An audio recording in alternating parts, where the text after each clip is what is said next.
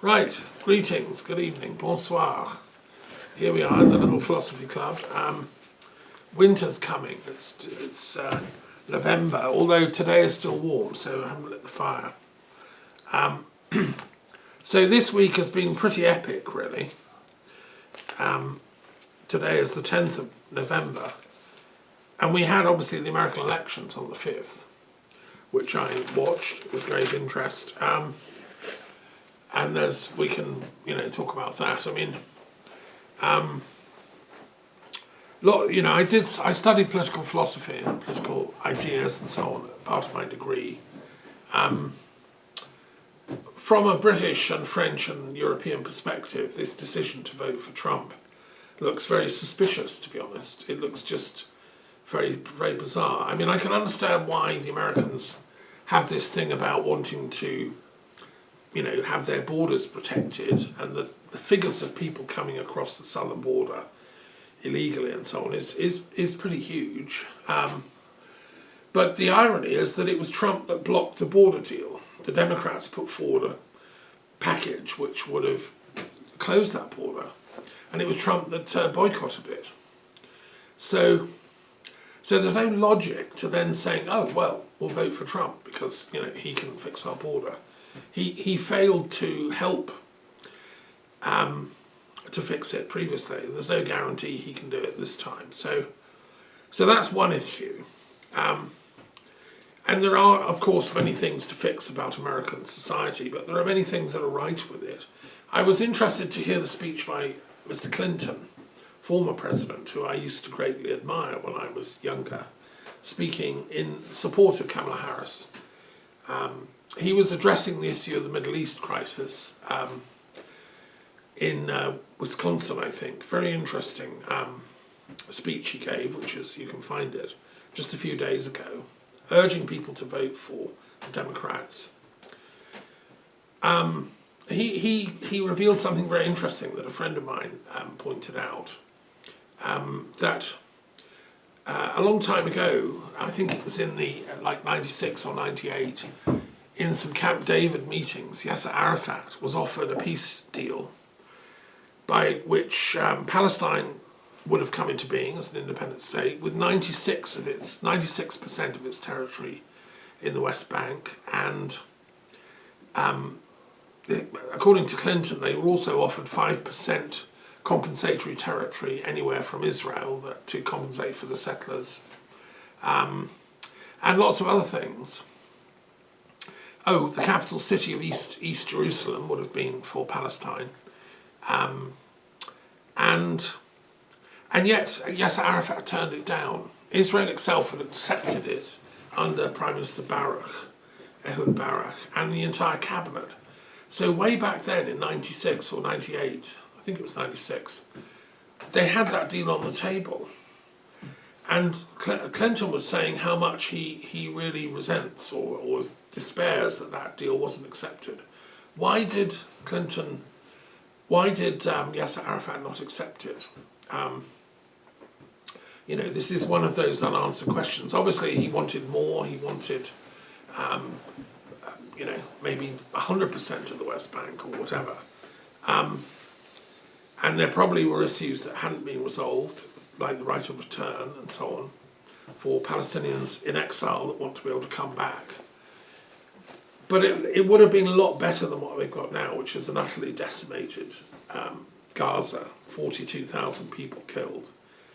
International respect for Israel at an all-time low, I would say, and despair throughout the world over this situation. So what Clinton said is, please vote for, the Democrats, because I've spoken to Kamala, she will be trying to fix this problem.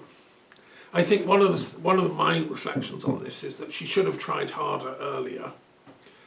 She let Israel run with the narrative. This is like a rugby game. I used to play rugby in British sports, and you get the ball and you run at an angle. And that's your kind of narrative. You don't stop till you're tackled. The other side get the ball, and then they do the same back. That's what politics has become. It's like a rugby game where everybody's pushing their own narrative. I would like to think I'm sort of a ref. as an intellectual, our job is to be the referees and to make sure that nobody gets a knife out in the scrums. When you're playing rugby, you're not allowed to stab people. It's a good, clean struggle, you know. And it's sublimating human aggression towards skill and artistry. Great players in rugby are brilliant, you know. Whereas in politics now, people are not listening to each other's narratives. It's like they're in totally separate pitches, all running, you know, in their own way and not engaging. I mean, I remember back in the 90s when the Oslo peace process was going on, I used to go to meetings of Jewish intellectuals and Palestinian intellectuals in London. We used to meet up. My dear friend, Palestinian intellectual used to organise these meetings with people like Harold Pinter from the Jewish community in Hampstead, and we felt tangibly that peace was possible. I met senior people connected on both sides, and we were meeting and fraternising. What happened to all that? You know, where did that was when the narratives were positioned in such a way that we could understand each other's frames of reference. My narrative was, as a British scholar of peace studies, I just wanted the two sides to make peace. And I wanted them to come to a common agreement, and I still do. So it really pains me when I see extremist, either Israeli nationalists or extremist Palestinian activists who just insist on their own truth, on their own righteous cause. And those narratives, I mean, never take account of the other. They demonise the other from day one. I think that's what Clinton was saying. I feel it was a very sad day that America decided to get Trump back in, because I really have no time for the people he surrounded himself with first time, particularly Steve Bannon, who's a right-wing fascist who's flirted with extreme right causes, you know, adulates Mussolini and Hitler, and thinks that's the answer to world politics. I mean, I can't take such people seriously. I mean, he's a criminal. I think he's out on bail at the moment, and yet the American people voted for that. You know, question. Another thing I've been doing is reading a very interesting article connecting the Proud Boys, who are the muscle behind the Trump misogynistic, white racist, violent crew that attacked the Capitol building on January the 6th, 3 years ago, nearly 4. And it was a chap who's a scholar of Mithraism, making a link between the Mithraic initiatory worldview and the Proud Boys. Apparently the Proud Boys, I didn't know this, have a sort of initiatory grade system you work through. And it's very similar to the Mithraic ones. They're both all masculine. You can't join if you're a woman. And they have this militaristic belief that, I mean, the Mithraic lot were the Roman army. It was the core soldiers of the Roman army, and their lives were on the line. So they did these very quite harsh initiatory rituals, surrendering to the greater good, the common cause, which was about the West is best, the Roman Empire is civilized, everyone outside is a barbarian. We're defending the lines for civilization and so on. This was the Mithraic cult, which had been hijacked from Roman militarism. Well, that's what the Proud Boys have done. They mostly recruit from military, police, and officialdom, uniform types who resonate with that ideology. They have to swear an oath, just as the Mithraic lot did, and they have to swear an oath defending the West. Which of course is never properly defined. I mean, the West apparently doesn't include Mexico or Latin America, but it includes Israel and Japan. I mean, like, it's a very bizarre thing, this West thing. But that's what the Proud Boys are swearing to defend. And that's what's got Trump into power. So the thing about these Proud Boys is they're all very, very strong masculists. The ideology is men have the right to be men, and since we are quite violent, well, then violence is fine. If you try and stop that, you're destroying masculinity. and we're not going to have that. We have the right to be violent, is literally their belief system.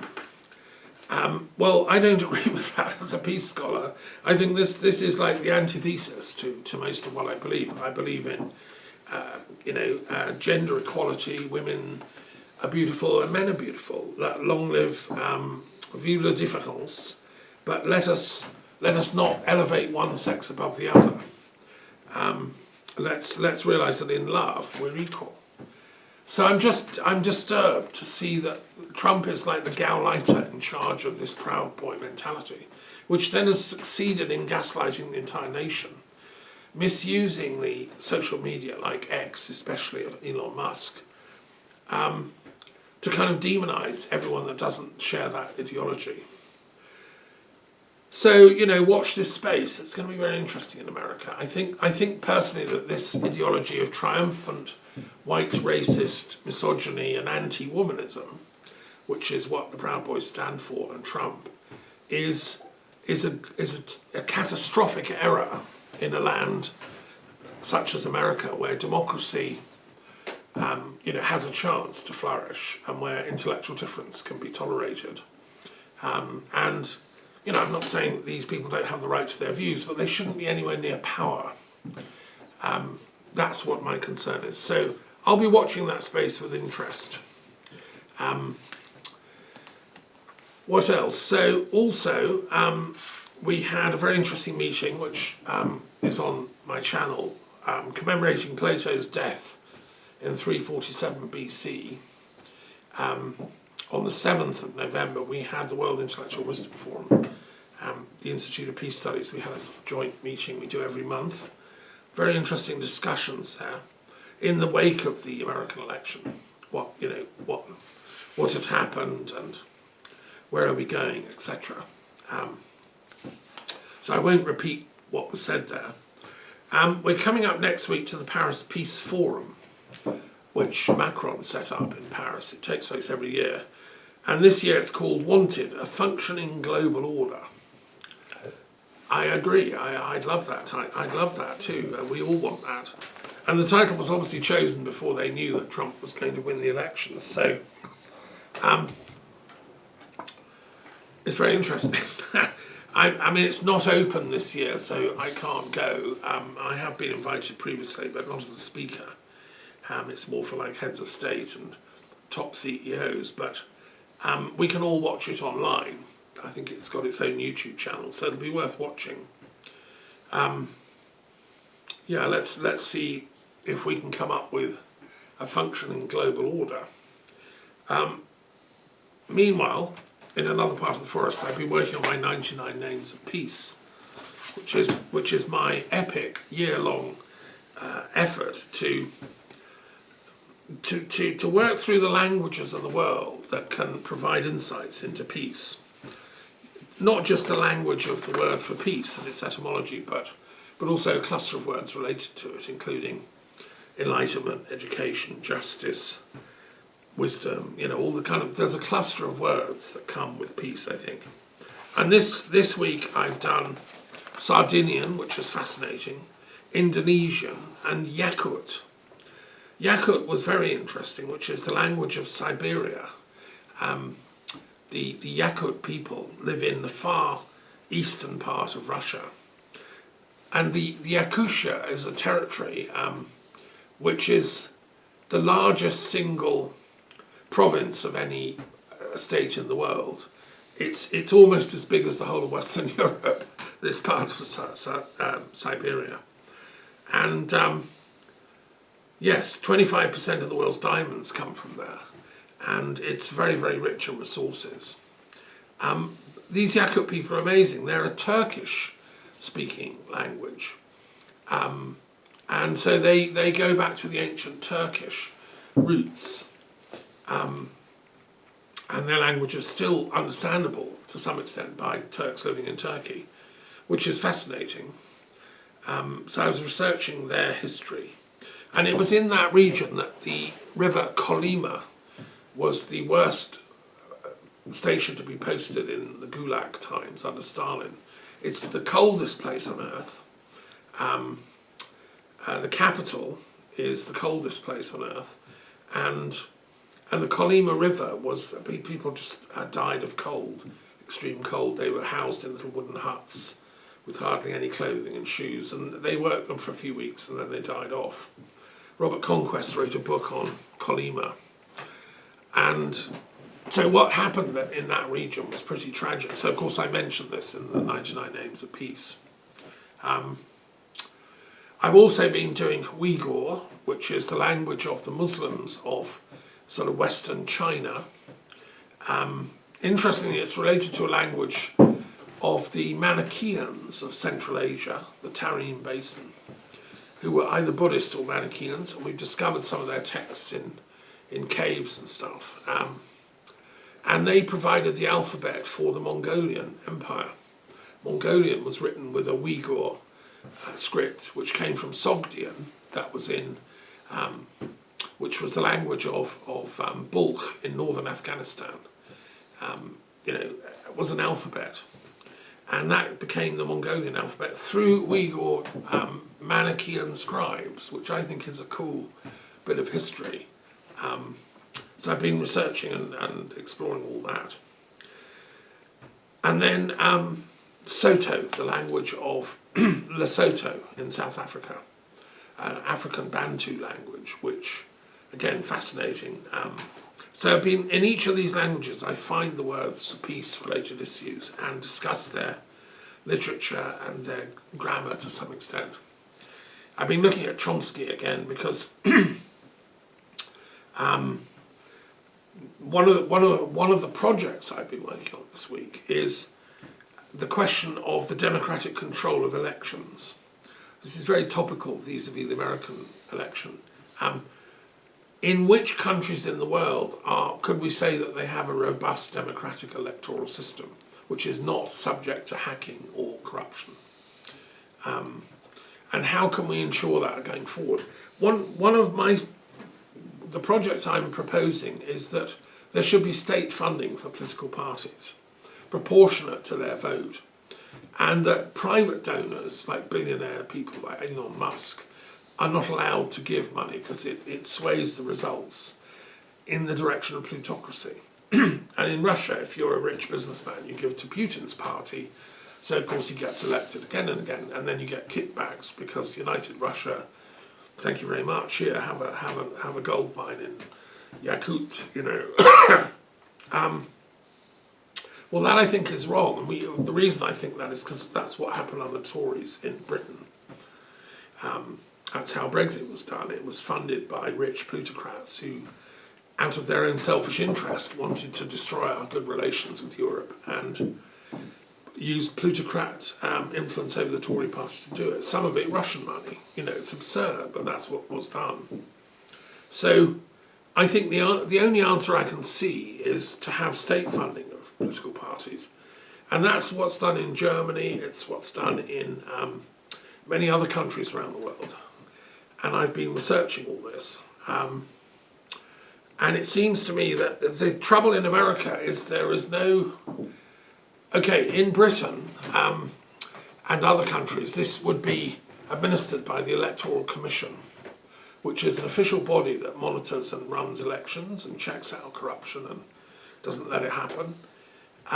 There is a thing like that in the States, the Federal Election Commission, but it only operates at a federal level. For elections to, like the state of Texas and so on, state elections, they're all under each state's governance, and therefore you can have corruption in there. So I don't know what the answer is. I've been struggling with this week. And that made me look at because there's a correlation with the media. I mean, the way plutocracy wins elections is by using the mass media, including the social media, to pump out messaging that those guys are evil, those guys are all transvestites who are coming to steal your job, those guys are all whatever it is, whatever meme they think can create fear in people so that they vote for them. And that, so I've been looking at Chomsky again, his work on how, capitalism creates structures that can hijack the media to, as he called it, manufacture consent, so that the public are brainwashed into voting for, the Tory party because they're the good guys. They'll give us, independence from Europe, sort of thing. It's a shame he's not. I mean, I know he's still alive. He's had a stroke, but he's not. I mean, I wish he were alive now to debate and discuss this stuff in detail. He's passed the torch on, I think, to other younger scholars. So anyway, it's been a busy week on the home front. And also, I can just say that I'm working on my book, Being a Knowledge. This is my great, project. Before too long, I want to publish the last 8 volumes. I published the 2 volumes so far. But, there's 8 more to go. And it's been... Now the software is there to transmit voice recordings into text without too much hassle, which is amazing. And I'm working through... there's a whole section on justice, being knowledge and justice, law, criminality and so on. And then there's other sections to do with education and being a knowledge. So it's quite an epic voyage. Talking of epic voyages, I just want to share one last little thought before we go on and move on. But I discovered something I didn't know about when I was researching Yakutia, the far east of Russia, was the expedition called the Great Northern Expedition, put forward by Peter the Great when he was Tsar, in which Vitus Bering, a Danish explorer, led a team of about 2,000 explorers way out into eastern Siberia, and they mapped the coastline of the Northern Ocean, the Arctic coast of Siberia. They also mapped round, and then they got across to Alaska and mapped parts of Alaska. And this was the single greatest scientific expedition in history ever mounted. It was the intellectual side of it was run by the Academy of Sciences in St. Petersburg, and they recruited lots of especially German scientists. So they had botanists, linguists, anthropologists, and that's where I came across it because I was researching the shamans of the Yakut people, and they were first described by people in that Great Northern Expedition who went and studied them and learned their language and stuff.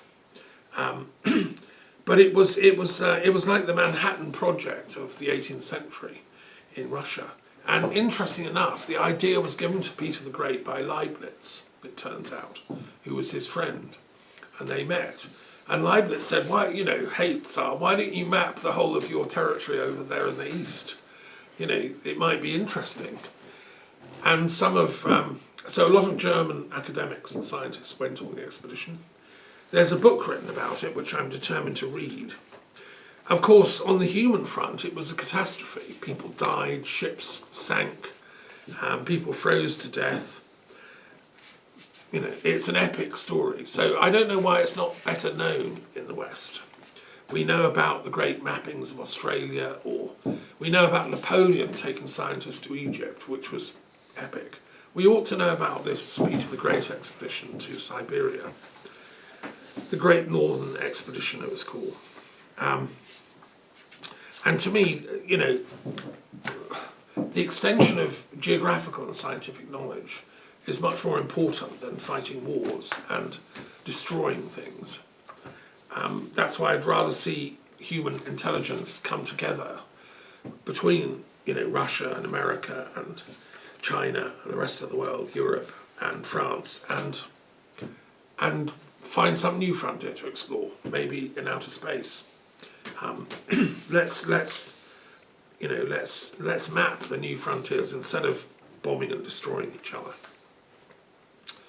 So anyway, that's what I wanted to share. Any questions or comments, and then we'll move on.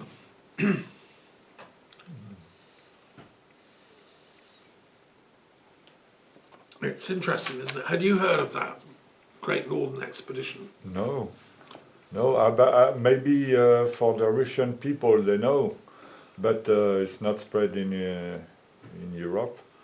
That's it. Yeah, I mean, this is At our time, the seas seems to be interesting place. We do not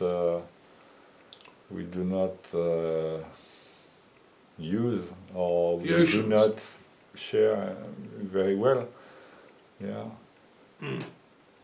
But Yeah. it depends also on technology, because it could be on the shape of artificial islands. That could be interesting. But also diving to Finding Lost Atlantis. yes. There are many fields to Jacques explore. Cousteau explored a lot of the Yeah, oceans. didn't yeah. He was famous French sea explorer. Yeah, understand great man. some animals over there. The final frontier. Yes, the oceans of the world. Yes. Okay, well look, let's move on. On the field of microbes, I heard one French famous doctor evoking how the last 30 years was a kind of discovery epoche as far as viruses and bacteria are concerned. We've mapped. Yeah. lot. It was incredible, the progress that had been made these 30 last years.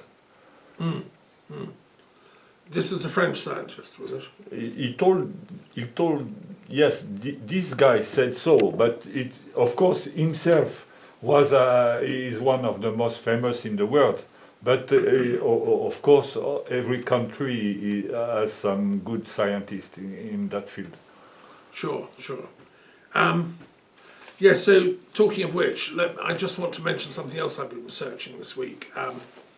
Is another project I'm working on is renaming the National Health Service in England as the National Healing Service. I think that we should shift away from health as a product you can deliver and buy and sell. I think that's a false idea. I think healing is a process which works on a physical level, but also emotional, mental, spiritual level as well. And I think that our health services should be more sensitive to the healing nature of wellness. And I was researching the work of a great Brazilian pharmacist called Dr. Francisco José de Abreu Matos, who lived from 1924 to 2008, and whose nephew I met in Sopron in Hungary years ago, and watched a documentary film about his uncle's life work. This was a pharmacist who went into the Brazilian Amazon forest and asked the shamans to show him 500 herbs that had medicinal properties.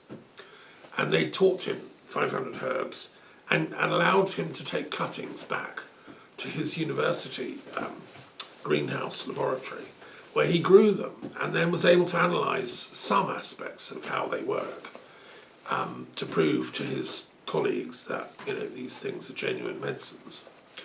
And then they persuaded the Brazilian government to replicate the discoveries, and they created what they call living pharmacies in different cities around Brazil. They could grow these 500 plants, and that would provide the right kind of healing medicines for about 98% of the normal illnesses that you get in Brazil. It's quite major stuff. They would counteract that, thus cutting the medical bills for people, because they're not having to buy expensive pharmaceutical medicines from Big Pharma.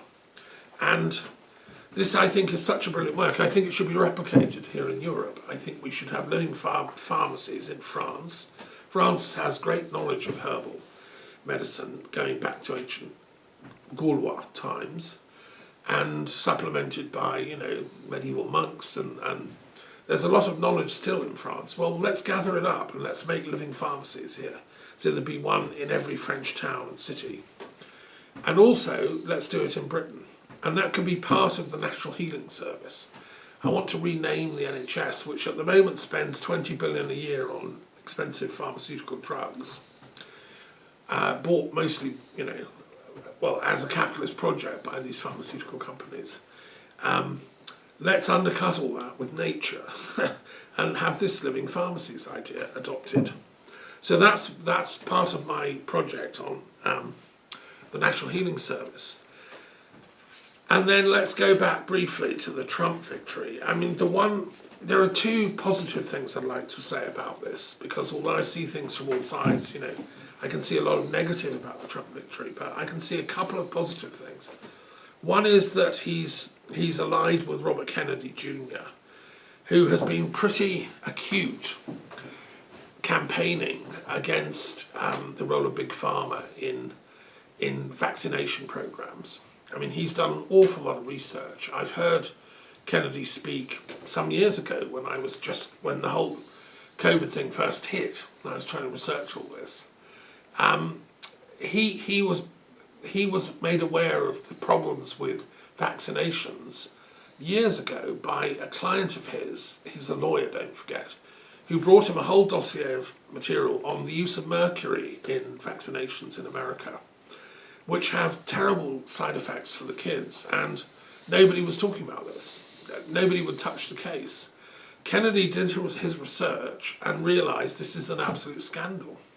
And he's been making it his kind of life's mission to get these big pharmaceutical companies that manufacture vaccines and then promote them at huge cost as the only solution to complex problems, and say, no, this is a scam.